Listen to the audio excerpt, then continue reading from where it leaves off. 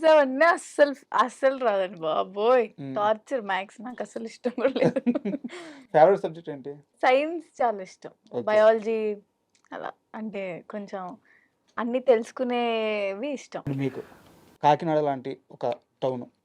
ఒక ఆడపిల్లంటే స్కూలుకెళ్ళాలి, కాలేజీకెళ్ళాలి, ఎత్తిన తల దించకూడదు. అలాంటి వయసులో, చాలా చిన్న వయసులో నేను రీల్స్ చేస్తాను. హుహు. హ్మ్. నేను హ్మ్. స్టార్‌నవుతాను. చాలా చిన్న వయసులో బలంగా నమ్మిన తరువాత చుట్టుపక్కల ఉన్న బంధువులు, ఆడపిల్లనేంది అలా వదిలేశారు, ఆడపిల్లనేంది అలా పెంచుతున్నారు.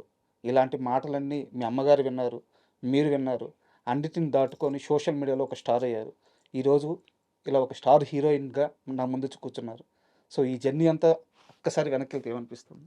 అంటే మమ్మీ చాలా సపోర్టివ్. హ్మ్. నాకంటే ఎక్కువ మమ్మీకి నేను హీరోయిన్ అంటే అలా సిల్వర్ స్క్రీన్ మీద చూసుకోవాలని మమ్మీకుండే. మా ఫ్యామిలీ సైడ్ అంతా వాళ్ళెందుకు అలాగా రీల్స్ దాన్ని చదివించు మంచిగా హ్మ్. అంటే నేను చదువుకుంటున్నప్పుడే చేసేదాన్ని. అంటే ఫ్రీ టైమ్ ఉన్నప్పుడే చేసేదాన్ని. హ్మ్. బట్ ఎందుకు రీల్స్ అవన్నీ ఆపించేసేయి అన్న. మమ్మీ అస్సలు ఎప్పుడు వినలేదు. శ్రీదేవి అంటున్నట్లే స్టార్టింగ్‌లో అసలు మా నాన్నకి నా మీద ఎలా నమ్మకం ఎలా ఉండిందో అసలు నాకు తెలీదు. హ్మ్. ఆహ్, ఆబ్వియస్లీ ఏం బ్యాక్‌గ్రౌండ్ లేకుండా ఇండస్ట్రీ అంటే చాలా, చాలా కష్టం. యూ నో ఎన్ని ఆఫీస్‌లు, ఎన్ని ఆడిషన్‌లు, ఎన్నో అంటే అందరూ అంటూ